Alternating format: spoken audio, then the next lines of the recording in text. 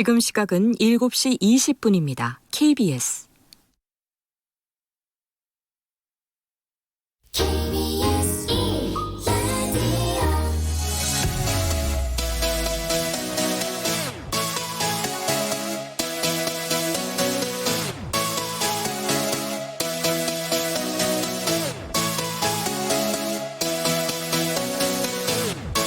KBS 열린 토론.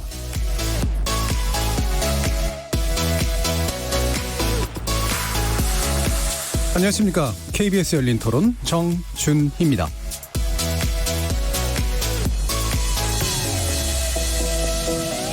KBS 열린 토론 매주 이 시간은 금요일은 나설 차례 나를 설득해봐라는 코너로 함께하는데요. 정치적인 수사만 가득한 토론 말고 설득에 좀 더 초점이 맞춰진 대화를 지향해봅니다. 오늘은 다시 현역 정치인 초선 의원 세 분과 함께할 텐데요. 먼저 한일 군사정보보호협정 일명 지소미아 종료를 불과 몇 시간 앞두고 우리 정부가 종료 효력 중지 결정을 내렸습니다. 그간 물밑 협상이 진행돼 왔던 것으로 또 알려지고 있는데요. 그 의미 한번 짚어보겠습니다. 관련해서 사흘째 단식 중이던 자유한국당 황교안 대표, 청와대와 국회를 오가는 단식투쟁을 통해서 지소미아 종료 철회, 공수처법 철회, 그리고 연동형 비례대표제를 담은 선거법 개정안 철회, 이 세 가지를 요구해왔죠. 이 또 한 번의 강력한 장외투쟁을 벌인 이유는 뭘까? 당내에서 불붙고 있는 쇄신론에 대해서 또 어떤 응답을 낼 수 있을까? 열린 토론에서 한번 짚어보겠습니다. KBS 열린 토론은 여러분들과 함께 만듭니다. 문자로 참여하실 분은 샵 9730으로 의견 남겨주시면 됩니다. 단문은 50원, 장문은 100원의 정보 이용료가 붙습니다. KBS 모바일 콩, 트위터 계정 KBS 오픈을 통해서도 무료로 참여하실 수 있습니다. 토론 주제에 대한 의견도 좋고요. 오늘 토론에서 상대방을 아주 잘 설득한 토론의 귀재는 누구라고 생각하시는지, 청취자 여러분은 어떤 분에게 설득당하셨는지 의견 남겨주시기 바랍니다. 청취자 여러분이 KBS 열린 토론의 주인공입니다. 날카로운 의견과 뜨거운 참여 기다리겠습니다. KBS 열린 토론, 금요일은 나설 차례 나를 설득해봐. 지금부터 출발하겠습니다. 살아있습니다. 토론이 살아있습니다. 살아있는 토론, KBS 열린 토론. 토론은 라디오가 진짜입니다. 진짜 토론, KBS 열린 토론.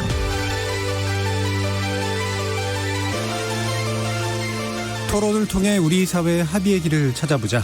참 토론을 해보자고 마련한 금요일은 나설 차례 나를 설득해봐. 이 기획 의도를 아주 잘 살려주실 세 분의 논객 소개하겠습니다.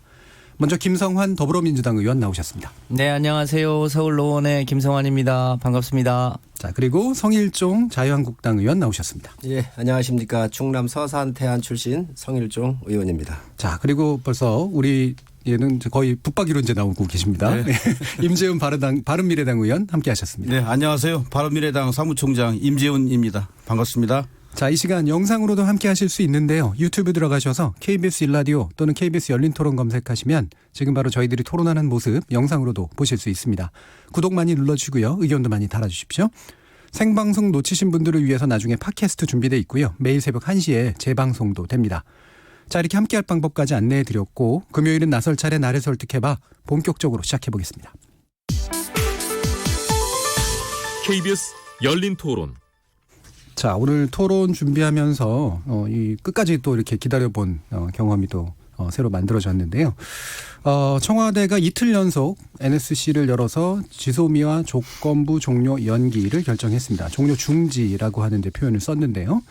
그리고 7시에는 강경화 외교부 장관이 일본으로 출국했고 뭔가 이게 더 추가적인 협상이 진행될 것으로 짐작되고 있는데, 일단 지소미아 굉장히 많은 논란들이 있었습니다만 이 현재 우리 정부의 결정 어떻게 그 맥락을 파악하고 계신지, 어떻게 평가하고 계신지 의견 먼저 들어보도록 하겠습니다. 김상원 의원께 먼저 여쭐게요. 예, 뭐 한마디로 말씀드리면 문재인 정부의 원칙 있는 외교가 예. 막판에 이제 극적으로 빛을 발했다 이렇게 보여집니다. 뭐 잘 아시는 것처럼 이 지소미아 종료 문제가 났던 게 이제 강제징용 판결에 대해서 일본이 불만을 풀고 이제 경제보복 반도체 3대 품목에 대해서 규제를 하고 또 한국을 안보적으로 신뢰할 수 없다는 이유로 백색 국가에서 배제했잖아요. 그런 가운데 안보적으로 신뢰할 수 없다고 하는 일본에 대해서 우리가 지소미아를 계속하는 게 맞느냐라고 예. 하는 것 때문에 지난 이제 8월달에 그 종료 통보를 했던 거죠.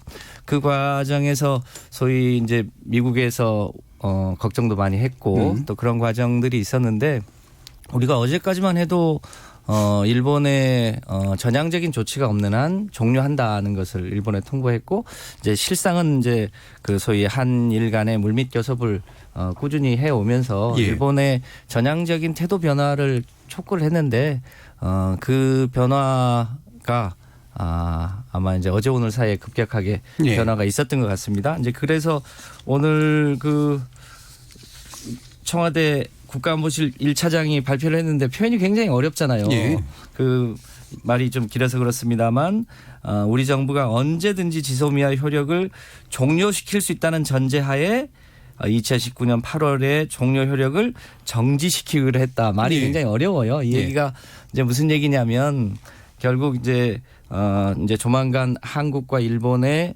이제 경제 관료들이 국장급 이 모여서 소위 수출 관리 정책 대화를 다시 시작하기로 했다는 거 아닙니까? 예. 그 얘기가 무슨 얘기냐면 결국 일본이 취했던 수출 규제 그리고 백색 국가에서 제외한 그것을 다시 원위치 하기 위한 실무적 협상을 국장급으로 시작한다. 이게 예. 원래 우리가 요청했던 것이기도 하고요. 이것이 잘 되면 지소미아를 계속하는 것이고 만약에 이 과정에서 일본의 경제 보복 조치가 원위치되지 않으면 언제든지 지소미아를 종료한다 이런 의미가 담겨 있는 발표를 오늘 한 겁니다. 그러니까 일종의 조건부 효력 정지인 예. 거죠.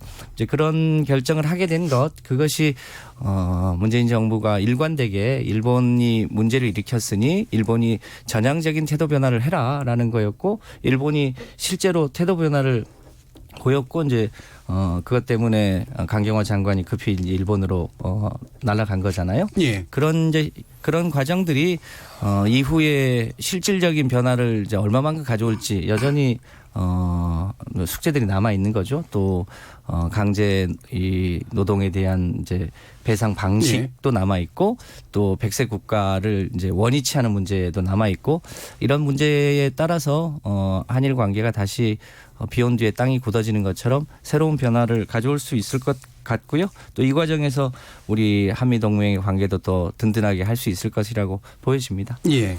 일단은 이제 백색 국가 조치, 제외 조치라고 하는 것에 대해서 그게 이제 지금 사실은 무효화된 건 아니지만 네. 적어도 그것을 위한 협상과 대화에 들어가는 진지한 테이블이 마련이 되는 것 정도에서 일단은 중단, 이렇게 효력 정지로 이렇게 결정을 그래서 내렸다 이제 이렇게 보신 조건 거죠. 문자가 붙는 거죠. 예. 성일정 위원님. 우선 전체적으로 봤었을 때 국가의 큰 안위적인 측면에서 예. 한미동맹은 굉장히 중요합니다. 특히 한일 간의 이 지소미아 문제는 미국이 중간에 서가지고 한미일 축을 연결하기 위한 이 안전고리 같은 역할을 했지요. 예. 그래서 우리 민족의 생존이나 번영에 굉장히 중요한 역할을 할 수 있는 거기 때문에 특히 잘못했으면은 한미 관계에 특히 한미 동맹의 균열을 일으킬 수 있는 굉장한 위기적 상황이었었는데 어찌됐든 이유를 막론하고 지소미아가 연장된 것은 다행이라고 생각합니다. 연장은 아닙니다. 지속이 된 거지요. 1년마다 갱신을 예. 하니까 이렇게 이제 1년 또 연장을 하게 된 거고 지속적으로 가게 되겠지만 그러나 이 정권이 이렇게 위기를 스스로 만들어서 국민들한테 그리고 나라를 분열하게 하고도 지금 이게 일관된 외교 정책이라고 할 수 있는가? 저는 아주 문제가 많다고 생각을 해요. 지금 이 문제는요. 이 정권이 만들어 놓은 거예요. 스스로 만들었다. 스스로 자초한 겁니다. 예. 왜 그러냐. 한일 청구권 협상이 1965년도에 양국 간의 협의가 이루어져서 문서로 공식화되어 있어요. 거기에 보면 3조 2항에 보면 어떤 문제가 있느냐. 이러한 청구권상의 문제가 있으면 외교적으로 협의를 하자. 또 예. 외교적으로 협의가 안 되면 또 그 다음 조항에 보면 국제분쟁조정위원회 제3국에서 의뢰를 할 수 있도록 이렇게 해놨어요. 그래서 그 징용공 문제가 나왔었을 때 일본에서 3월 9일, 5월 10일 세 차례에 걸쳐서 우리 정부에 이 외교적으로 협의를 하거나 아니면 국제분쟁조정위원회로 가자라고 요청했던 사항이에요. 예. 그때 대화의 문이 열려 있었습니다. 열려 있었어요. 그런데 이 정부가 그거에 대해서 아예 문을 닫은 거예요. 응답도 안 한 거예요. 그러니까 이제 일본이 괘씸하잖아요. 이 괘씸한 사람들입니다. 일본 정부, 일본 사람들이. 절대로 역사 문제를 경제 문제로 가면 안 되는 거예요. 그런데 예. 그때 경제 보복 카드를 가지고 일본이 쓴 거죠. 자, 그랬으면 우리가 첫째 우리 정부가 제가 볼 때는 이 문제를 대화로 그 당시에 잘 해결할 수 있었던 문제를 이 안보상 문제까지 특히 이 한미에 관련되는 이 문제까지 굉장히 위험스럽게 왔었다는 거죠. 두 번째 또 문제가 있는 것은 이 정권이 이것을 국내 정치적으로 너무나 악용을 많이 해먹었습니다. 너무너무 악용을 많이 해먹었다고 생각을 해요. 8월 23일 날 이해찬 대표가 뭐라고 그랬냐. 지소미아 종료 비판하는 한국당은 친일파라 그랬어요. 예. 그리고 11월 22일 날 이해찬 대표가 지소미아는 박근혜 정부 탄핵 직전 도입한 것이라 정통성 있는 게 아니다 그랬습니다. 예. 정통성 없는데 왜 이걸 유지합니까? 왜 다시 연장합니까? 지금 이런 문제를 마치 이거는 국가 여야 상관없이 이런 안보 외교 이런 부분에서는 큰 국가 이득을 봐야 되는데 바로 이런 부분을 이 정권이 이 집권 세력이 바로 이런 그 자기의 정권 유지나 이득을 위해서 야당을 마치 친일파로 매도를 해가지고 절대로 일본에 지지 않는다면서 프랑카드를 걸고 하면서 이러한 모습을 보였던 것은 과연 집권 세력이 한 것인가 하는 이런 생각을 하나 갖게 하고요. 예. 또 오늘 이 결정된 것도 그렇습니다. 제가 볼 때 지금 큰 내용이 없습니다. 지소미아 종료를 우리가 했고 WTO의 세계 품목에도 제소하는 것을 취소를 했어요. 단지 일본은 대화 재개한다. 이거 하나입니다. 어찌됐든 여러 가지 비판이 있을 수 있지만 예. 그래도 지소미아가 연장된 것은 다행이라고 생각을 합니다. 예. 임태훈 의원님. 예. 임재훈 의원님. 죄송합니다. 예. 그 말이 좀 어렵더라고요. 지소미아 종료 통보를 정지하는 거죠. 예. 예. 국민들께서 좀 보실 때는 약간 혼돈스러울 수도 있어요. 예. 그래서 이제 일단 그 개념 정의부터 확실히 해야 될 것 같고. 예. 성일정 의원님은 연장이라고 보셨어요. 예, 그렇습니다. 그러니까 정확한 표현은 지소미아 종료 통보를 정지한 겁니다. 예. 예. 그리고 뭐 WTO에 제소하는 것도 일단 정지 뭐 이렇게 돼 있는데 지금 이제 정보 교환이 안 이루어지고 있는 상태 아닌가요? 그렇습니다. 예. 그럼 연장이면 정보 교환이 이루어져야 되잖아요. 아닙니다. 정보 교환 이루어졌습니다. 오늘까지 그 효력이 있는 거고. 예, 예. 그게 이제 종료되면 내일부터는 그런 이제 거죠. 예. 효력이 정지되는 거죠. 지소미아. 저는 그래서 네 가지로 일단 저는 개념 정의와 규정을 하고 싶어요. 첫째는 일단 만시지탄이다. 좀 늦었지만 정부가 결단을 잘 했다. 저는 보고 있습니다. 국가적인 자존심과 국익도 있습니다만은 더 중요한 것은 물론 국가적인 자존심도 있나마는 국익이죠. 예. 그런 차원에서 정부에서 좀 현명한 결정을 했다. 좀 빨랐으면 좋았을 텐데 하는 아쉬움 속에서 만시지탄이지만 잘했다 하는 결정을 말씀드리고 싶고 두 번째는 아무래도 뭐 저희가 뭐 정확하게 알 수는 없습니다만은 미국의 역할이 굉장히 컸고 다대했다라고 예. 좀 판단을 하고 있습니다. 아마 이제 먼 훗날 이제 지나고 나면 외교적인 내막들이 이제 드러나겠지만 어쨌든 미국의 역할이 간과할 수 없었다는 판단을 지울 수가 없어요. 예. 그런 점에서 손일정 의원님 말씀하신 대로 한미 동맹 이런 심각성을 정부가 굉장히 인식을 하지 않았나 판단이 들고 또 여기 방위비 분담 협상도 여러 가지가 있습니다만은 미국의 표현 죄송합니다만은 압력도 있었지 않았나 판단을 하고 있어요. 예. 그리고 세 번째는 일본이 이제 화답을 해줘야 됩니다. 일본이 그 수출 규제를 즉각 철폐를 하고 아까 김성환 의원님 말씀하신 대로 그 백색 국가 리스트에서 제외한 것을 다시 바로잡는 예. 그런 일본의 그 노력이 좀 반드시 필요하다고 봅니다. 우리가 성의를 보였기 때문에 일본도 화답을 해줘야죠. 그런 상황이고 이것을 위해서 네 번째로 제가 주장하고 싶은 것은 이제 좀 전에 국장급 이제 대화를 재개한다고 하지 않았습니까? 그런데 그것을 격상시켜서 정상급 또는 정상 외교가 복원이 돼야 됩니다. 예. 그걸 반드시 지금 관철이 되어서 그동안 남마와 같이 얽힌 한일 간의 문제를 일거에 해결할 수 있는 단초를 제공해 줘야 됩니다. 예를 들어서 최근에 이낙연 총리가 이제 이러한 그 즉위식 관련해서 방문도 해서 나름대로 대화했고 문희상 국회의장도 G20 그 국회의장 회담도 일본에서 있을 때 가서 일본의 고인사들 지일파 의원들도 많이 만났죠. 그리고 문재인 대통령께서도 짧은 시간입니다만은 아베 총리와 뭐 회담까지는 아니라도 어쨌든 회동하지 않았습니까? 그래서 이런 나름대로의 정상급 또는 고위급 대화, 정상 외교가 좀 복원이 되면 그동안에 좀 꽉 막힌 한일 관계가 좀 제가 볼 때는 일거에 해결될 수 있는 단초를 제공할 수 있지 않을까 싶어서 예. 네 가지로 저는 규정을 하고 짚어봤습니다. 예. 어쨌든 전반적으로는 세 분 다 어쨌든 현재 정부의 결정에 대해서는 긍정적으로 보시는데 네네. 지금까지 전개되는 과정에 대해 평가는 상당히 좀 다르신 측면들이 좀 있습니다. 일단 성일종 의원께서 우리 정부가 스스로 자초한 위기다. 그다음에 이거를 국내 정치에 악용했다라는 그런 비판을 하셨어요. 이 부분은 김성환님 어떻게 보시나요? 이해찬 대표가 우리 자유한국당을 뭐 친일적인 정당이다라고 얘기를 하셨다고 하는데 저는 이 한일 관계 문제를 풀어나가는 데 있어서의 자유한국당의 태도를 보면 여전히 그 얘기가 맞는 얘기 아닌가 싶을 정도로 이 사물을 바라보는 인식이나 이런 거에서 차이가 꽤 있다 이런 느낌을 지울 수가 없습니다.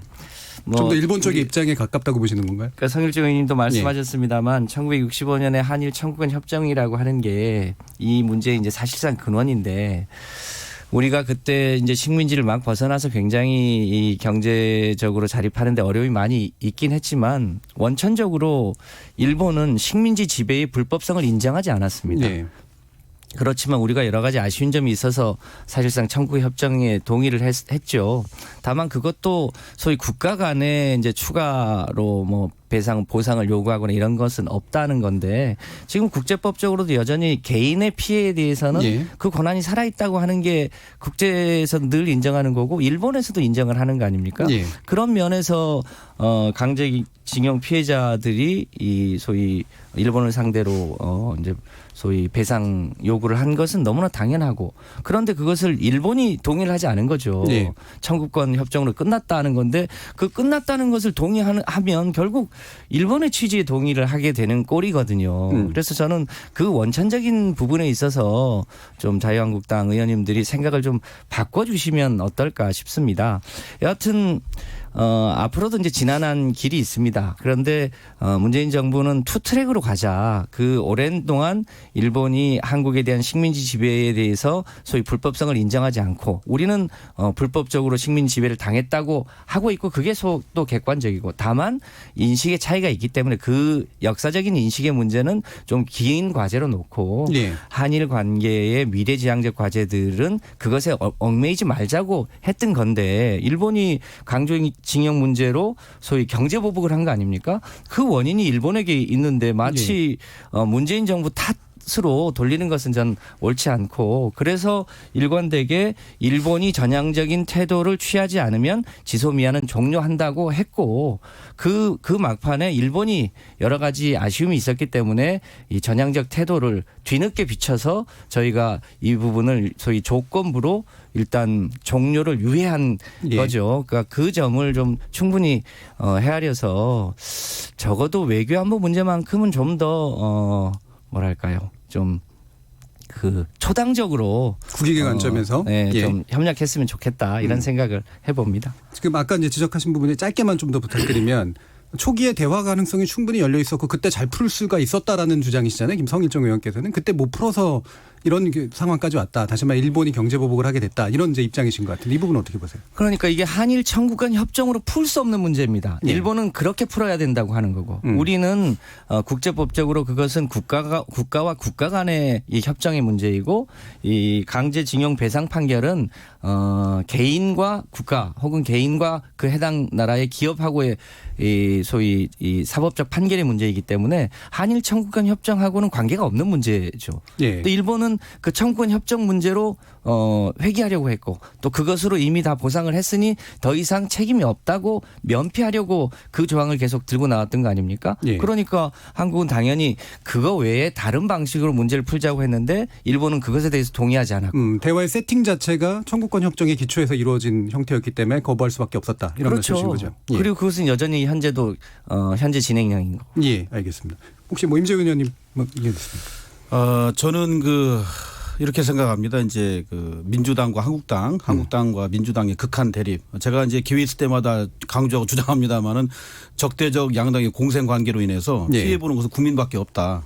그래서 김성환 의원님 말씀에 일정 부분 동의를 합니다. 사실은 이제 외교 문제, 안보 문제에 대해서는 뭐 초당적으로 접근하고 우리가 같은 마음으로 이제 풀어가야죠. 그렇지만 한국당이 갖고 있는 여러 가지 피해 의식이라고 할까 그것도 저는 이해를 안 할 수가 없어요 사실은. 왜냐하면 역시 상대 당을 공격하고 비판을 해야 자연스럽게 이득이 이제 정치적 이득이 생기기 때문에 양당이 그런 면에서 접근하지 않았나 생각이 들어서 개운치 않은 좀 뒷맛을 남기게 되고요. 양당의 입장이 실제보다는 훨씬 더 극단적으로 상대를 비판하고 있다 이렇게 보시나요? 예. 그렇습니다. 그런 면에서 저희 당도 이제 뭐 내부 싸움을 계속 한 7개월 동안 하고 있습니다만은 저희가 뭐 그럴 입장을 주장할 만한 상황은 아닙니다만은 손학규 대표가 기회 있을 때마다 주장했던 방법들이 앞으로의 한일 관계를 풀어나가는데 굉장히 그 시사점을 준다고 저는 봅니다. 그래서 이 정부 간의 여러 가지 대화가 좀 단절된 상황. 제가 좀 전에 이제 정상급 또는 정상 외교를 주장했습니다만은 언제 사실 이제 풀어갈지는 모르겠어요. 그래서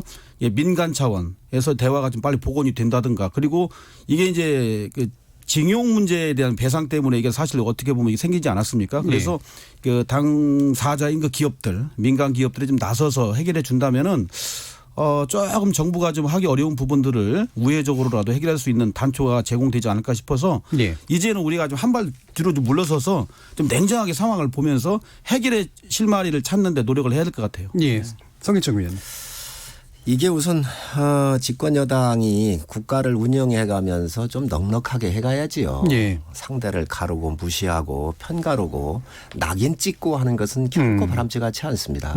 저희 당도 조심할 게 예를 들면 민주당에 대해서 낙인 찍는 거 조심해야 돼요. 그러면 상대를 인정하지 않는 거기 때문에 또 그 피해가 국민한테 간다고 하는 것을 우리가 모두 다 좀 유념할 필요가 있다고 생각을 합니다. 우리 김 의원님께서 말씀을 주셨는데 이 청구권 협상에 대해서는 양론이 있을 수가 있습니다. 그러나 이 부분에 대해서는 국제 관계에서 이루어진 일들이고요. 이게 조약으로 이루어진 거예요. 자, 그런데 여기에 뭐가 있냐면 이 문구에 보면 아주 완전하고도 최종적으로 처리된 것으로 본다 이렇게 되어 있고 당시 1965년도에 청구권 협상에서 3억 달러의 무상과 2억 달러의 유상을 줄 때 그 당시에 징용공들이 가가지고 일을 했는데 100원을 받았으면 20, 30원밖에 쓸 수 있도록 주고 나머지 한 7, 80원 정도는 저축을 다 하도록 이제 일본 정부가 돈이 없잖아요. 돈을 안 줬어요. 그럼 개인 배상 문제에 대한 대법원의 판결은 잘못됐다고 보시는 아닙니다. 건가요? 잘못된 게 아닙니다. 그래서 이러한 것들을 다 묶어가지고 청구권에 대해서 돈을 주려고 할 때 일본 정부가 뭐라고 그랬냐면은 개인별로 보상을 하겠다고 요청을 했다 그래요. 그러니까 한국 정부에서 그 당시에 박정희 정부였겠죠. 정부에서 이거를 다 통째로 다 다오. 그럼 우리가 받아다가 쓰고 또 정부에서 보존을 하겠다, 보상을 하겠다 이래가지고 특별법이 2번이 제정이 됐습니다. 그래서 이게 또 6,070억인가가 보상이 이루어진 이런 선례가 좀 있습니다. 그런데 박정희 정부가 잘못한 건가요? 아니 잘잘못을 떠나기 전에 이제 이 사실을 좀 봐야 돼요. 그렇게 하여서 이게 보상이 이루어졌고 또 이 문구에 대해서는 국제적으로 보면 저희가 정확하게 봐야 될 사항들은 이제 외교적으로 사망해 보면 아까도 말씀드린 대로 외교적으로 협의를 하거나 하자 문제가 있으면 없으면 국제분쟁조정위원회로 가자 이렇게 되어 있는 거기 때문에 어쨌든 이 명시되어 있는 이 부분에 대해서는 우리 정부가 상당히 슬기롭게 접근을 아주 기술적으로 잘해야 한다는 말씀을 또 드립니다. 그리고 그래서 마지막에는 우리 정부에서 이제 문재인 정부에서 국제분쟁조정위원회로 가자고 얘기했어요. 그런데 일본이 노를 했지요. 결론적으로. 그러니까 이제 경제보복 조치가 들어왔었던 거고 지소미아 또 이 문제가 갔었던 거라는 것을 제가 또 말씀을 드립니다. 또 하나는 이게 우리 그 국민들한테 기저에 깔려 있는 반일 정서가 있잖아요. 이런 것들을 가지고 저는 정치적으로 이용해서는 안 된다고 생각을 해요. 굉장히 불행해져요. 이게 일본 사람들이 우리나라 여행 오는 거, 우리 또 중소기업이 가고 국민들이 가는 거 이런 것들이 많이 단절되잖아요. 이런 정치가 잘못하고 있기 때문에 그래서 이런 것들 굉장히 조심해야 한다는 말씀드리고. 일본 정부도 사실 이용하고 있지 않나요? 물론입니다. 그렇기 때문에 사실 이게 양국의 국민들의 관계이기보다는 정권을 쥐고 있는 세력들의 문제라고 저는 보고 있어요. 그리고 아까 초당적 외교 협력 얘기를 하시는데 한일 의원 연맹에 저도 갔었고 다 갔습니다. 누구든 지금 이걸 풀려고 노력을 해요. 그래서 그런 부분을 마치 여당만 애국을 하고 예. 뭐 야당들은 아예 협조도 않는 것처럼 이렇게 몰아가는 것 또한 잘못이라는 거예요. 예. 지금 다 하고 있는데 각각의 각도나 접근 방법이 국가의 이득을 보는 눈이 좀 틀리니까 예. 이런 거를 수뇌부끼리 자꾸 얘기를 하고 해야지. 아니 이해찬 대표가 글쎄 지소미아 종료 비판을 한국당 친일파다. 응? 그리고 지소미아는 박근혜 정부 때 이게 탄핵 직전에 도입한 것을 정통성이 없다 이렇게 해놓고 그리고 이 친일 정당 친일파로 이걸 몰아넣는 것이 아니 저희 당은 민주당 갔다가 친중파라고 얘기는 안 하잖아요. 그렇잖아요. 그래서 이런 부분들을 봤었을 때 어찌됐든 제가 나와서 그러지 않습니까? 이 아주 심각한 상황에 있었던 것을 그래도 이게 연장으로 간 것은 다행이다라고 얘기를 하잖아요. 그래서 이런 부분들은 서로 당과 당이 얘기할 때 건드리지 말아야 될 선들이 있고 예. 존중해야 될 선들이 있는데 너무 몰아가가지고 국민들한테 너무 많은 피해를 주고 있다. 알겠습니다. 참 안타깝게 생각합니다. 제가 한 말씀만 예, 간단하게. 짧게만, 예. 예. 사실은 이제 일본의 아베 총리와 그 2인자인 아소다로 부총리죠. 예. 이분들을 보면은 사실은 이제 극우적인 그 집안 출신 아니겠습니까? 그렇죠. 아베 수상이 외주부는 기시 전 총리고 아버지는 아베 신따로 예. 80년대 초반에 외상을 하셨고 아소다로 부총리 집안은 이제 아소탄광의 창업주 아니겠어요? 할아버지가. 예. 그리고 장인어른은 82년도에 수상했던 스즈키 젠쿠바 같은 분인데 이분들의 연원을 보면 완전히 극우적이에요. 그래서 사실은 이분들이 또 그러면서 국내 정치에 활용을 하고자 어떻게 보면은 우리 한국을 때리는 뭐 그런 상황도 있었고 혐한적 해서 정서까지. 그렇습니다. 예. 그래서 우리 한국 정부에서 아마 능동적으로 탄력적으로 적극적으로 외교를 하기가 사실 쉽지 않았던 측면도 예. 있어요. 그렇기 때문에 이런 현실도 좀 특히 한국당 같은 경우도 좀 인정을 하고 예. 상황을 좀 바라보면 좋지 않겠나 생각을 합니다. 예, 알겠습니다. 자, 바로 이렇게 연결해서 넘어가서요. 이게 지금 황교안 한국당 대표 관련된 문제, 결국 단식 투쟁에 관련된 문제인데요.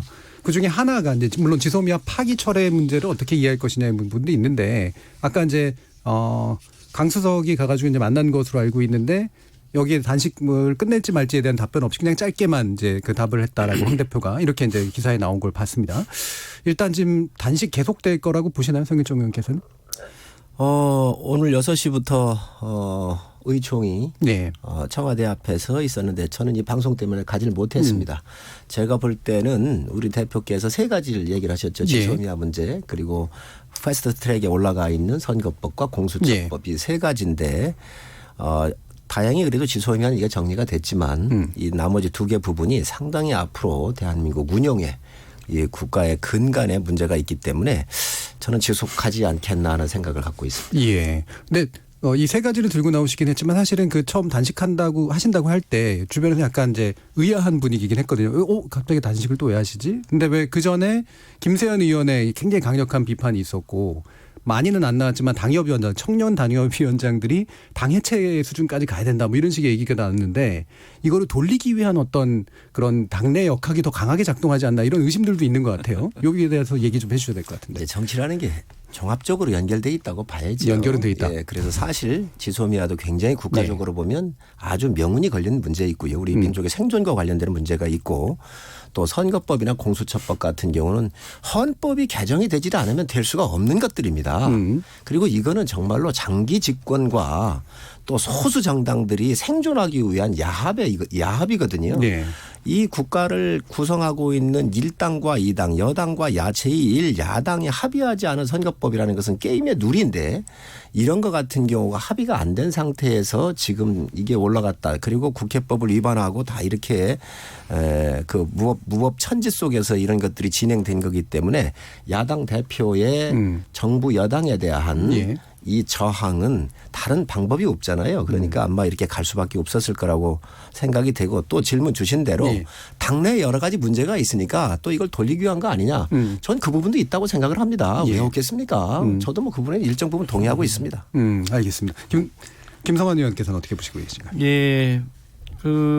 아까도 얘기 나왔습니다만 김세현 의원의 이제 그 일종의 존재 자체가 민폐다, 좀비 정당이다, 당을 해체하는 게 좋겠다, 이런 얘기도 있었고 조금 거슬러 가면 이제 소위 공감병 갑질하셨던 박찬주 인재영입 문제. 대장을 이제 귀한 분으로 해서 모시려고 끝까지 노력을 하셨고 또 최근에 청년 정책 발표해서 하는 과정에서도 청년들한테 굉장히 쓴소리를 많이 들었잖아요. 또 그 패스트트랙 수사와 관련해서 지금 자유한국당 의원 60분이 이제 뭐 기소될 가능성이 매우 높은 상태여서 아마 그 황교안 대표 입장에서는 거의 사면 초과 아니었나.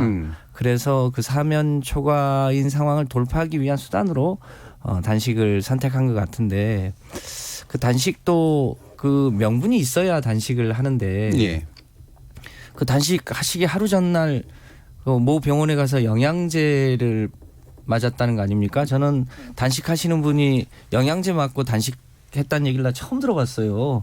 그 외에 여러 가지 이 얘기들이 있는데 국민들 입장에서 보면 단식하는 것 자체가 지금 민폐 아닌가 이런 느낌을 지울 수가 없습니다. 그래서 야당 대표가 하시는 거라 또 뭐라고 하긴 어렵지만 저는 지금이라도 빨리 그 세 가지 것 중에 이제 한 가지는 뭐 경위가 어찌됐든 상당하게 해결이 된 것이므로 나머지 두 개는 사실 국회에서 대화와 타협으로 풀어야 될 숙제 아닙니까? 근데 그거를 그 조건을 걸어서 단식을 하시겠다고 하니 저희로서는 매우 답답하고 안타까울 따름입니다. 지금이라도 좀 단식을 접고 국회에 들어와서 이제 곧 이 본회의장이 올라오게 되어 있는데 그 대화를 하셔야 되는 거 아닙니까? 대화를 스스로 막아놓고 대화 없이 뭐 일방통행한다 이렇게 얘기하는 것 자체가 너무 모순 아닌가 이렇게 생각합니다. 그러니까 이 단식투쟁이라는 게 특히 이제 제1야당 대표의 단식투쟁이 굉장히 강한 정치적 의미를 갖는 거니까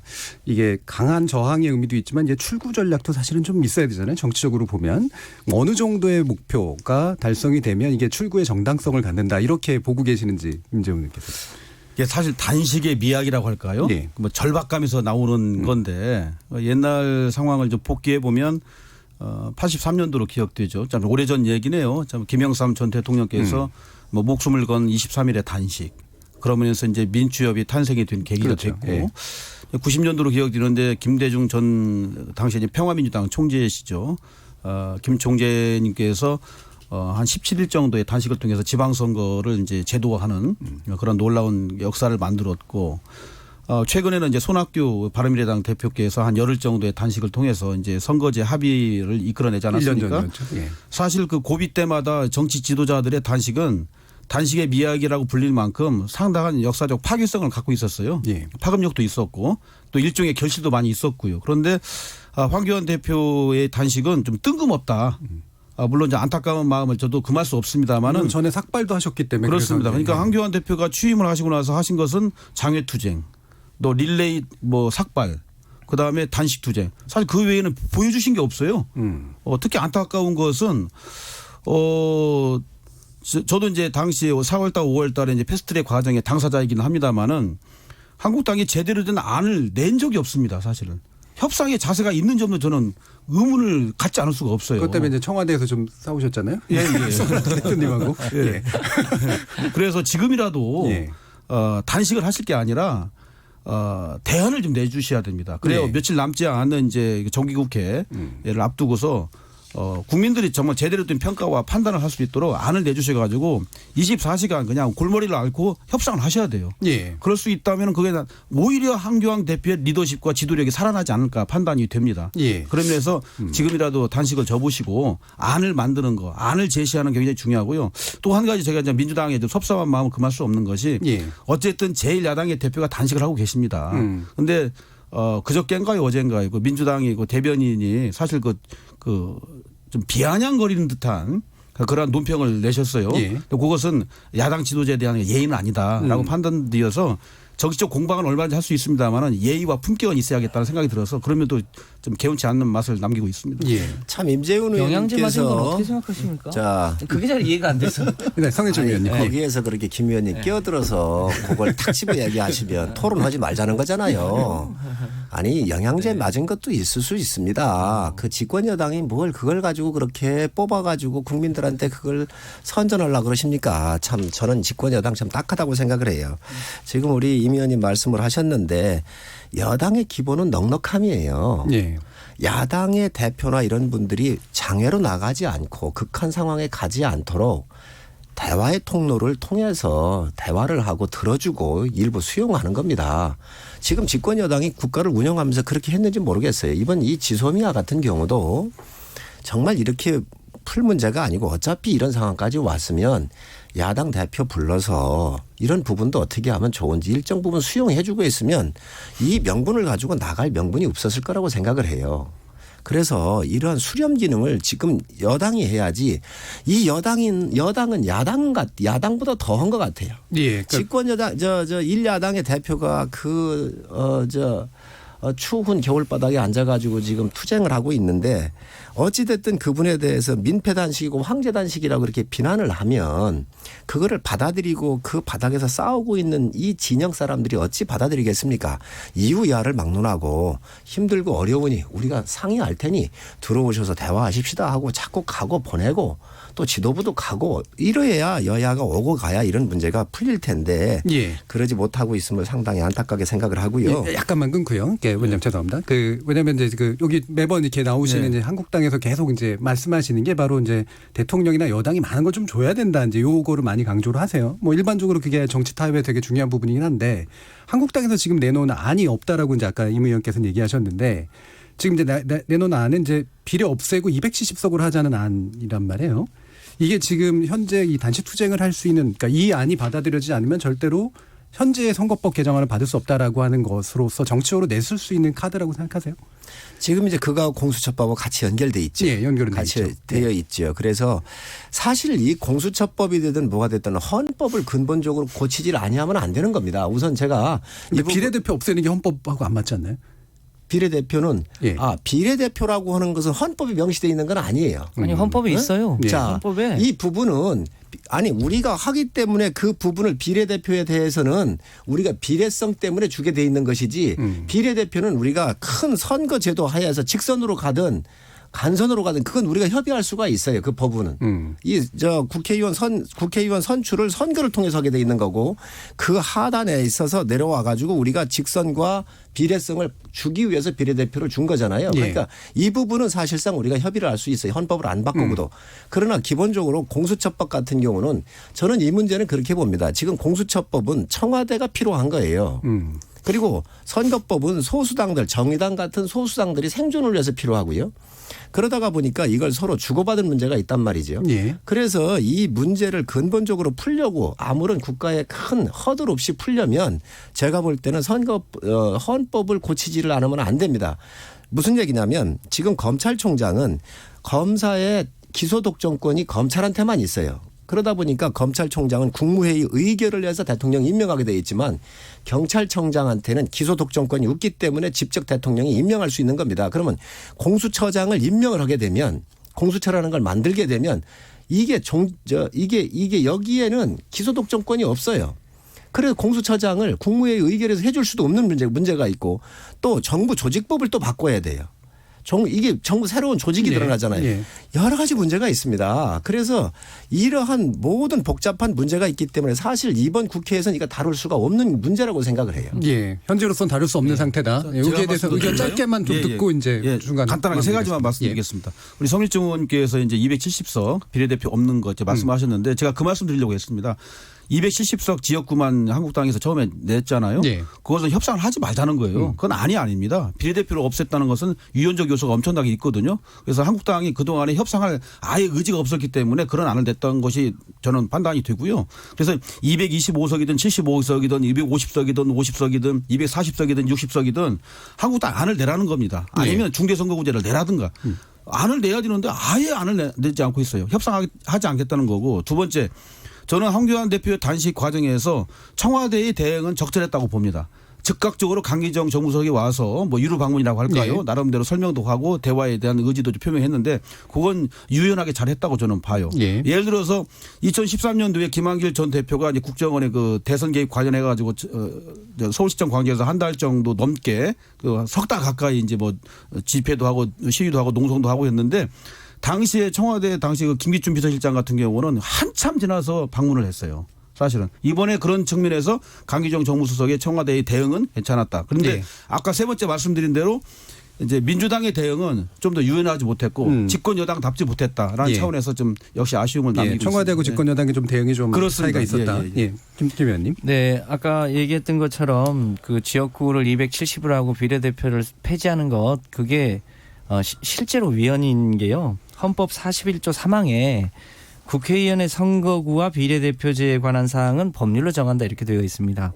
이 비례대표제에 관한 사항이라고 표현되어 있는 것은 비례대표제를 도입을 전제로 하는 표현입니다. 그러니까 비례대표를 그 폐지하거나 사실상 뽑지 않는 것은 위헌입니다.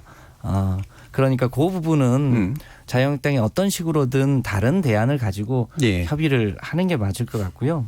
그 공수처 관련해서 보면 오늘 김학의 전 차관이 무죄. 소위 예. 이제 공소시효가 예. 지났다는 이유로 오늘 1심에서 무죄 받고 나왔잖아요. 예.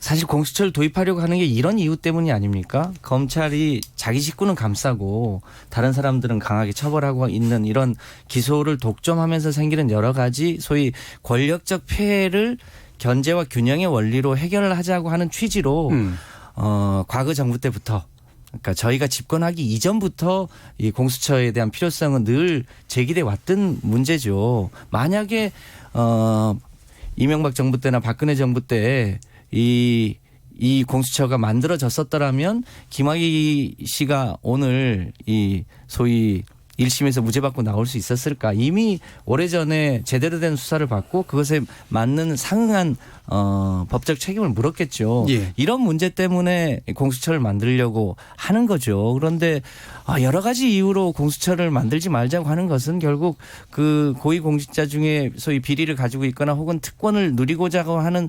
세력의 이해를 너무 대변해 주시는 건 아닌가. 그런 측면에서 그 공수처가 갖고 있는 긍정적 측면들을 좀 잘 감안해 주셨으면 좋겠고 이게 절대로 무슨 문재인 정부의 장기 무슨 집권을 집권. 위한 예. 도구가 아니다. 만약에 예. 그랬으면 전 정부 때 이명박 대통령 때랑 박근혜 대통령 때 만드셔서 장기 집권을 취하시지 그러셨어요. 그러니까 이건 성격이 다른 얘기이고 예. 예. 또 그거 역시 얼마든지 논의해서 이 공수처가 갖고 있는 혹시 여러 가지 혹은 제도적인 문제가 있다면 그거 역시 협의해야 될 상황 아닙니까? 예. 근데 그거를 원천적으로 폐지하라고 하시니 이 문제를 우리가 어떻게 타협하고 절충해서 우리 황교안 대표님을 단식에서 벗어나게 할 수 있을까? 그건 참 고민입니다. 우리 알겠습니다. 윤재훈 예. 저 총장님 얘기하셨던 것 그 우리 황교안 대표님의 단식에 대한 우리 당의 태도에 대해서는 신중하게 어떻게 할 수 있을지에 대해서 되돌아보도록 하겠습니다. 예. 저희가 청취자 의견을 들어봐야 되니까 성일정 의원님 1분 정도만 짧게 네, 반론하시고 검찰의 가겠습니다. 중립이라고 하는 것은 살아있는 권력을 손대게 하는 것이지요. 예. 그리고 또 검찰 내부의 일을 좀 공정하게 할 수 있도록 하는 건데 이런 거를 대비하기 위해서 특검 제도라든가 또 특별 감찰관 제도 같은 것들이 있습니다. 예. 지금 현재 윤석열 검찰이 조국 사건이라든가 유재수 사건 같은 경우를 다루는 거 보면 비교적 살아있는 권력에 대해서도 잘 검찰권을 행사하고 있다라고 판단을 하고 있습니다. 예. 바로 이게 검찰의 중립입니다. 우리가 어느 정권도 옛날 이명박 박근혜 정부도 사실 권력에 유리할 수 있도록 검찰을 다 이용했던 거 아닌가요? 예. 그리고 검찰은 이 사람들이 자기들 출세와 자기들 그 조직의 안정을 위해서 생존을 위해서 실질적으로 국민을 위해서 서비스하기보다는 권력에 충성했던 면들이 있습니다. 그런데 지금처럼 윤석열 검찰처럼 지금 현재 이렇게 살아있는 권력에도 공정하게 수사를 할 수 있는 틀이 마련이 된다고 한다면 옥상옥인 헌법에 위반되는 사항까지 하면서 과연 공수처를 만들어야 되는가 하는 것은 예. 우리가 다시 한번 원점적 측면에서 다시 되돌아볼 필요가 있습니다. 알겠습니다. 예, 황교안 대표의 단식과 연관된 현재의 그 정책 핵심적인 쟁점에 대해서 좀 얘기를 해봤고요. 부족한 부분이 있다면 좀 후반부에서 좀 더 논의를 하도록 하겠습니다. 여러분께서는 KBS 열린 토론과 함께하고 계십니다.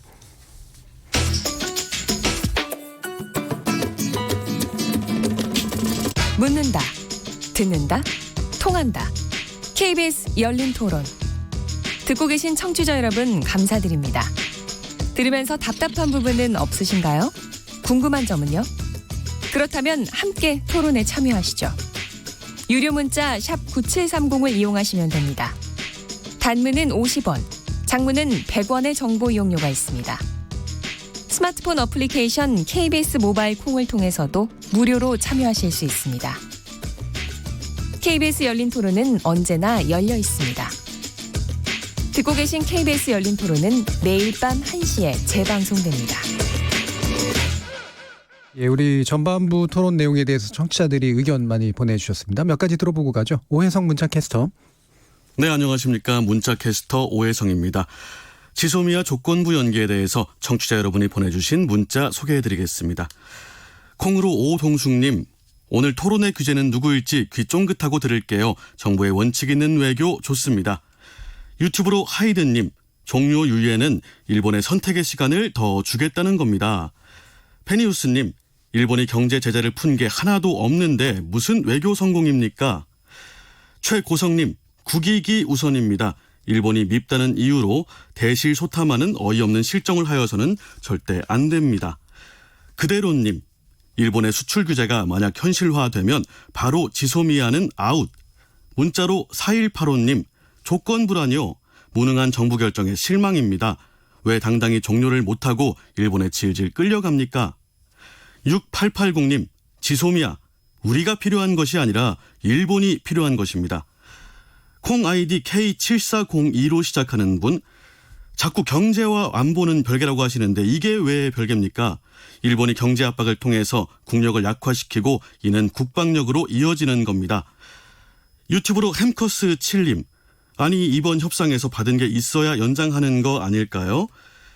KKK림님, 국제적인 문제가 발생하면 초당적으로 하나가 되어서 외세에 대처해 주세요.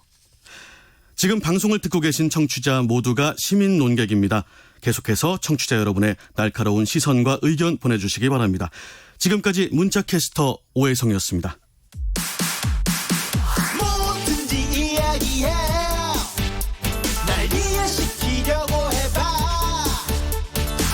서로의 대화가 하나 되길 기대해 KBS 열린 토론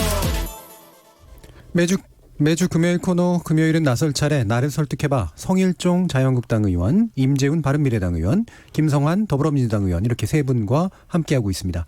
이 시간 영상으로도 같이 하실 수 있는데요. 유튜브 들어가셔서 KBS 1라디오 또는 KBS 열린 토론 검색하시면 지금 바로 저희들이 토론하는 모습 영상으로도 보실 수가 있습니다. 자, 앞에 부분에서 말씀 나누던 거 약간 이어서 저 이야기를 이제 쇄신론까지 해서 연결해 볼까 하는데요. 지금 이게 어떤 뭐랄까 이렇게 출구 그다음에 돌파구, 그다음에 이번 국회 회기 내에 이 부분이 처리될 수 있을지에 대해서 많은 분들이 이제 궁금해하고 계시잖아요. 지금 현재 타협안 같은 것들이 좀 더 진행되고 있는지 이 부분 임재현 의원께 좀 여쭤볼까요? 어제 이제 문희상 국회의장과 5당 대표님들의 이제 회동이 있었어요. 예. 그래서 이제 사랑제에서 있었는데 황교안 대표님께서는 이제 참석을 못 하셨죠. 단식 관계로 해서 예. 이제 김선동 의원님 이제 두 분을 대신해서 이제 오신 건데. 뭐 뒷얘기는 제가 뭐 조금은 압니다만은 아직 뭐 협상에 큰 뭐 진전은 없는 것 같고요. 예. 다만 김선동 의원께서 남대로 진지한 자세를 가지고 협상에 임하겠다는 말씀을 하신 걸로 이제 제가 들어서 좀 다행이라는 생각이 드는데 일단 아까도 말씀을 드린 대로 한국당에 구체적이고 디테일한 안이 없어요. 예. 그래서 이것을 어떻게 하겠다는 건지 저는 의아심을 갖지 않을 수 없는데 시간은 그래도 좀 있습니다. 있기 때문에 그동안에 그 패트가 된 225석 75석 이곳을 좀 현실적으로 담아낼 수 있는 한국당의 안 기대하고 있고요. 예. 그다음에 이제 공수처법에 관해서는 이제 백혜련 의원 안과 이제 권은희 의원 안이 있는데 저희 당 뭐 소속이라서 그런 것이 아니라 권은희 의원 안이 좀 더 합리적인 것 같아요. 그렇지만 권은희 의원 안과 백혜련 의원 안이 전혀 절충을 못할 정도의 간극이 있는 것도 아닙니다. 예. 여러 가지 차원에서 접점을 저는 가질 수 있다고 보기 때문에 그런 것을 이제 모아가는 지혜가 좀 필요할 것 같은데 역시 한국당도 반대만 하실 거 아니라 무작정으로 뭐 동물국회를 만들어야겠다는 건 아니잖아요. 예. 그렇기 때문에 현실적인 안을 좀 내서 타협의 산물로서 좀 통과가 됐으면 하는 마음 간절합니다. 예. 제가 협상 당사자는 아니기 때문에 제가 정확한 건 모르겠습니다만 어쨌든 그래도 한국당도 이제 국민들의 질타를 외면만 할 수 없기 때문에 막판에는 안을 좀 내가지고 협상에 임하지 않을까 생각이 들어서 신라 같은 기대는 갖고 있습니다. 예. 이 한국당의 경우 사실은 대표는 이제 단식을 하고 계시고 그다음에 얼마 전에는 이제 의원 총사퇴까지 이제 언급을 하셨었단 말이에요. 그러니까 상당히 좀 이렇게 배수의 진을 치고 있는 상태인데 전혀 어떤 그 타협의 여지 같은 건 없습니까, 성일종 의원님? 우리가 원칙이라고 하는 게 있거든요. 예. 지금 공수처법과 선거법이 연결이 되다가 보니까 우선 이 법을 패스트트랙에 올릴 때부터 문제가 있어요. 무슨 얘기냐. 법사위원으로 있던 오신환 의원 그리고 권은희 의원이 이 패스트트랙에 올라갈 때 법사위원으로서 사보임을 안 했거든요. 그러니까 강제 사보임을 시켰어요. 강제 사보임이 뭐냐. 본인이 원하면 이 국회법에 보면 옛날에 2001년도에 김홍신 사태가 있었습니다. 건강보건법과 관련됐는데 워낙 김홍신 의원이 자기 그 주장이 강하니까 난 이 법에 당론에 따르질 않겠다. 개인 소신을 굽히질 않으니까 김홍신 의원을 사보임을 시켜버리고 다른 의원으로 대체를 해준 거예요. 그래서 야 이렇게 하면 이게 국회의원이 헌법기관인데 이게 되겠나. 그래서 그 이후에 이종걸 의원, 추미애 의원, 정세균 의원 등이 강제 사보임을 각 당의 원내대표들이 하지 못하도록 국회법을 바꿔가지고 본인의 동의 없으면 못하게 돼 있는데 이번에 본인 동의를 다 안 했거든요. 그런데 그 사람들 그냥 뽑아내고 다른 사람으로 집어넣어가지고 이 법이 통과가 됐고 이걸 승인한 게 국회의장이에요. 그래서 국회법부터 문제가 되어 있는 법입니다. 그리고 공수처법은 또 계속해서 말씀드리지만 이거 자체가 헌법을 수정하지 않으면 바꾸지를 않으면 개헌이 되지를 않으면 이게 되지를 않는 거예요. 예. 그래서 이 법이 두 가지로 이게 연결이 되어 있기 때문에 오히려 선거법만 하나 떼가지고 한다고 그러면 또 모르겠지만 예. 이게 연결되어 있는 문제이기 때문에 사실 굉장히 어렵다는 말씀을 드립니다. 그러니까 그리고 이거는 국가의 근간과 관련되는 문제들이에요. 그래서 이 문제가 이게 너무 처음부터 왜 저희 당 보건 더 들어오지 않느냐 이렇게 얘기를 하는데 사실 이 처음부터 이 꽤 맞춰가지고 들어갔었던 것 자체가 불법으로 시행된 법이기 때문에 이게 절충점 찾기가 어려운 겁니다. 둘 다 원천적으로 불가능한 거면 만약에 통과되고 나서 뭐 예를 들면 위헌 판결을 받거나 아니면은 국회법 위반이 있었으면 원천 무효 판결을 받거나 이러지 않습니까? 당연히 헌재 소송을 들어가게 돼 있습니다. 예. 제가 30초만 미안합니다. 예, 김 의원님 30초만 제가 당사자이기 때문에 예. 말씀드리지 않을 수 없습니다. 우리 이제 존경하는 성일종 의원님 말씀하신 대로 이제 오신환 의원, 예. 권은희 의원 대신해서 최이배 의원과 제가 이제 보임이 됐죠. 예. 됐는데 분명하게 말씀을 드리고 싶은 것은 국회법 절차에 따라서 합법적으로 사보임 됐다는 것을 다시 한번 강조해서 말씀을 드리고요. 당시에 김관영 원내대표의 국회법 정신에 대한 절차 그리고 문희상 의장께서도 국회법 정신을 존중해서 결재했다는 것 다시 한번 강조해서 말씀을 드리고 싶습니다. 예. 김상관 의원님. 올 이제 봄부터 그 패스트트랙 관련한 이 세 가지 그 선거법 그리고 공수처법 그리고 검경 수사권 조정 관련 법이 이제 패스트트랙을 통과한 거잖아요. 그 선거법은 전통적으로 여야가 합의해서 처리해 왔던 관행들이 있고 다른 법안들은 이제 필요에 따라서는 제적 과반수의 표결로 이제 처리를 해왔는데 이제 그게 저희로서도 큰 부담이죠. 근데 우선 이 세 가지 것이 상호 연동되어 있기 때문에 불가피하게 비슷한 시기에 처리하지 않을 수 없는 상황에 있는데 마침 이제 올 12월 3일이면 그 세 가지 법안이 다 본회의에 부의될 수 있는 조건이 되는 상황 아닙니까? 근데 그중에 그래도 가장 쟁점이 되는 게 결국 선거법입니다. 선거법은 이제 초기에 다른 일부 야당에서는 정원수를 좀 늘리자라는 제안이 있었는데 자유한국당도 그렇고 저희 민주당도 그렇고 국민들의 70% 이상이 국회의원 수를 늘리는 것은 반대한다는 것이어서 대체로 국회의원 수를 늘려서 선거법의 절충안을 찾기는 쉽지 않다는 게 지금 대체로 모아져 가는 의견인 것 같습니다. 그러면 300명 범위 내에서 소위 지역구와 비례를 어떻게 할 거냐 또 비례는 소위 연동형 비례제를 어느 정도까지 반영할 거냐 여기까지 이 의견들이 좁혀져 오는 것 같습니다. 그래서 특히 초기에 정의당이 200대 100을 주장하다가 지금 그러니까 225대 75로 이제 패스트트랙 안이 만들어졌었는데 예. 최근에는 240대 60 예. 또 수용할 수 있다는 태도를 보여서 대체로 이제 다른 당이 그 범위 내에서 어떻게 해볼까. 그래서 또 일부 당에서는 또 250대 50으로 하되 연동형의 취지만 이번에 반영하고 점차 그 비례대표의 수를 늘려나가는 쪽으로 해보자고 하는 안도 있어서 아직까지 뭐 확정되진 않았습니다만 300명을 넘지 않는 범위 내에서 비례대표와 지역구 수를 조정하고 그 비례대표의 소위 연동형을 어디까지 반영할지 예. 여부에 대한 절충 지점이 찾아지지 않을까라고 생각이 됩니다. 그렇게 되면 대체로 그 취지에 동의하는 분들이 150 국회의원 수 150명에서 168명, 9명 정도까지 예. 갈 여지들이 있거든요. 그럼 그게 소위 국회 과반수를 점하기 때문에 이제 다른 공수처법이나 검경 수사권 조정안이 이제 본회의에 통과될 수 있는 여건이 되면 저는 예. 그런 상황이 오면 자유한국당도 조금 더 우리 임재현 의원님처럼 진전된 안을 가지고 협상에 참여할 수 있는 여건이 되지 않을까 이렇게 생각을 해봅니다. 어떻게든 최선을 다해서 서로 협의하여 단일한 선거제도를 만들어야 될 텐데 저희가 우려하는 거는 이게 각각의 이해관계가 다 다르기 때문에 결과적으로 단일화는 못 만들 것이고 결과적으로 소위 기존의 선거법대로 선거를 치르는 거 아니냐라는 생각을 그동안 자유한국당 쪽에서 많이 해오시지 않았나 싶은데요. 저는 어떤 식으로든 이 진전된 선거제도가 만들어질 가능성이 높기 때문에 자유한국당도 조금 더 전향적 태도로 협상에 임하면 좋겠다고 생각을 합니다. 알겠습니다. 저는 이게 말이지요. 예. 참 준비가 없었다. 그리고 너무 당리당략적으로 물론 정당들이니까 자당에 유리한 구도로 설계가 되고 또 갈 수밖에 없다고 하는 것을 전제로 하고요. 그렇더라도 이게 선거 제도를 바꾼다고 하면 한 3년이나 2년 정도 남겨놓은 상태에서 좀 했었으면 가능했었을 텐데 이제 150일 정도 남겨져 있는 이 선거를 앞두고 과연 이게 옳은 것인가 하는 것은 굉장히 의문입니다.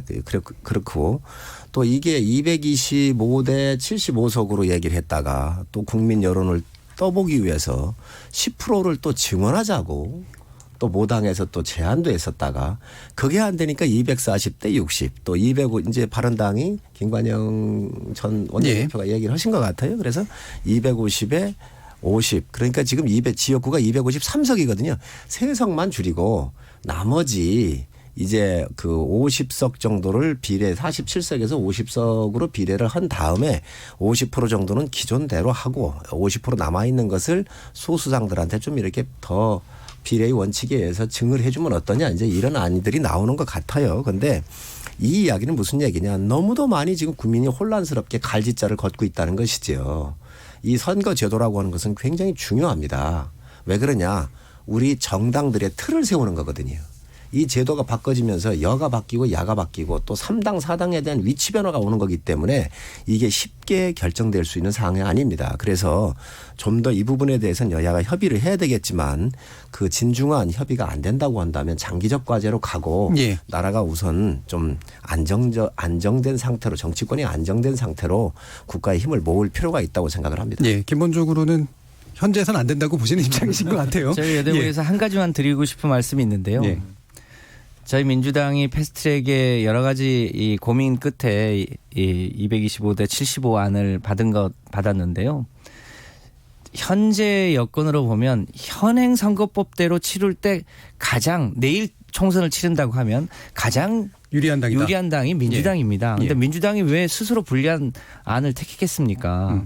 그렇게 하는 데는 이 현행 우리 선거제도가 이름하여 단순 다수 소선거구제인데 그러니까 4명이 나와서 30%만 득표해도 1등만 하면 예. 그 나머지 70%의 표는 그 의사와 관계없이 그 1등이 전체를 독식하는 구조거든요. 그래서 나머지 70%의 의견은 소위 사장되고 있기 때문에 그런 분들의 의사도 대변할 수 있도록 하자고 하는 게 소위 예. 연동형 비례제의 취지 아닙니까? 근데 그게 각 나라마다 그 역사와 조건이 다르기 때문에 제도가 조금씩 다른데 그래서 아직 익숙하지 않은 측면이 있지만 저희 당은 현행 제도가 가장 유리함에도 불구하고 그렇게 사장되는 그러니까 국민의 의사가 정확하게 국회에 반영되지 않는 구조를 바꾸는 것이 예, 예. 타당하다고 해서 그 개혁안을 수용한 거거든요. 예. 그러니까 그런 측면에서 보면 이 논의가 어제 오늘의 문제가 아니라 꽤 오래전부터 함께 논의하자고 했는데 늘 우리 임지은 의원님 말씀대로 자유한국당이 안을 내지 않고 예. 뒷전에 있다가 이제 임박해지니까 그런 중요한 토론을 이제 하면 어떡하냐라고 예. 하시는 거는 저는 조금 뭐랄까 본말이 바뀐 거다. 그래서 예. 지금에라도 그런 여러 가지 제도의 장단점은 연구되어 있으니 자유한국당도 좀 전향적으로 소위 대의민주주의가 갖고 있는 측면에서의 여러 각 다원주의 사회의 대의성이 국회에 반영될 수 있도록 국민의 뜻이 다양하게 반영될 수 있도록 하는 제도에 대해서 예. 좀 전향적으로 검토해 주시면 감사하겠습니다. 알겠습니다. 이게 지금 요 본론 가지고 이제 너무 또 되게 얘기를 하면 이게 지난 한 1년간 또 싸워온 거 가지고 그렇죠. 얘기가 예. 되니까 제가 죄송하지만 쇄신론으로 좀 넘어갈게요. 예. 당내 쇄신론이 지금 한참 또 중요한 문제니까요. 이거는 이제 먼저 자유한국당께 여쭤야 될 것 같은데 황일정 의원님이 뭐 초선이시니까 이 부분에 있어서는 좀 더 자유로운 입장이시지 않을까 싶은데 텃밭 중진 용태론 이게 이제 사실은 나오고 현역 물갈이가 상당히 될 것이다라는 얘기인데요. 지금 이 정도가 이제 물갈이의 어떤 폭의 상당 부분을 결정할 것 같은데 어떻게 진행되고 있습니까?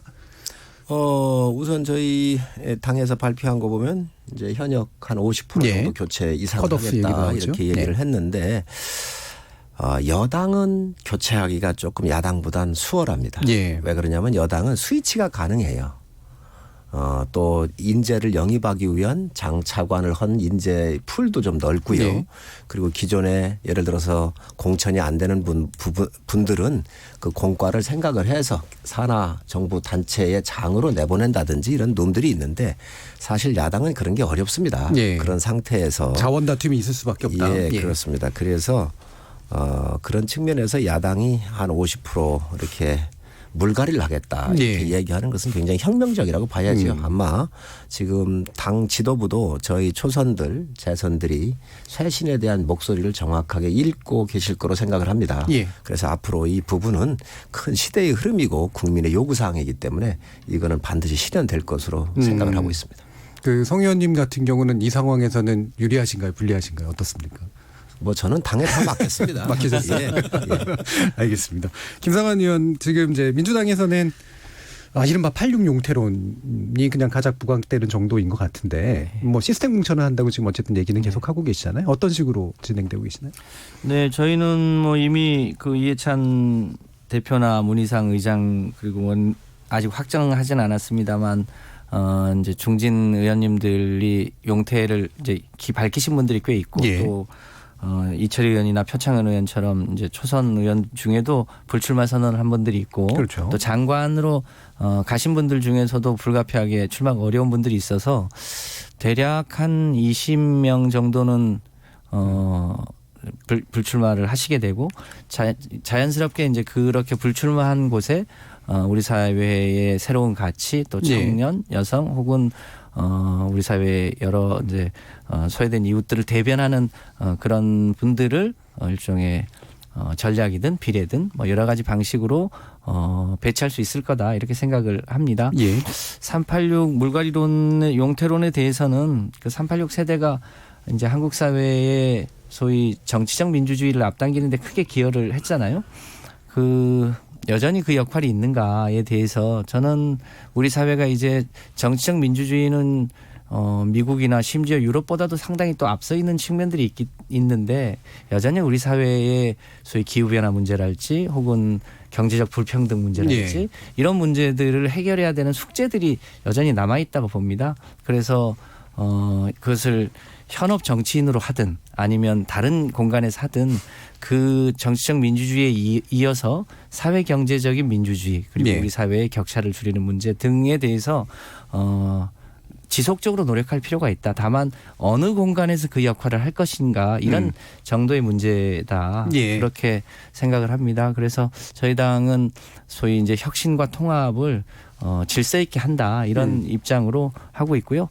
또 자연스럽게 그 공직자 이 평가위원회에서 하위 20% 의원은 또 자연스럽게 경선 과정에서 감점을 주기 때문에 예. 그런 과정에서도 또 소위 자연스럽게 용퇴하시는 분들이 생길 거라고 보고요. 예. 그런 분들의 빈 자리를 우리 사회의 새로운 미래를 대변할 수 있는 청년 세대나 다양한 분들에게 전략적으로 배치해서 우리 당이 이 새로운 미래를 이끌어 나가는데 가장 신뢰받는 정당이 될 수 있도록 그렇게 해볼 생각입니다. 86이 단지 그냥 국회에서 물갈이 되는 게 아니라 뭐 여러 군데에서 사실 진보의 가치라든가 이런 것들이 실현할 수 있다 이렇게 보시는 거잖아요. 네. 임 의원님은 당 사정이 복잡하시잖아요. 예, 저는 뭐 세 가지만 말씀드릴게요. 먼저 민주당에서는 뭐 이철희 의원님, 표창원 의원님 그리고 임종석 전 실장님 네.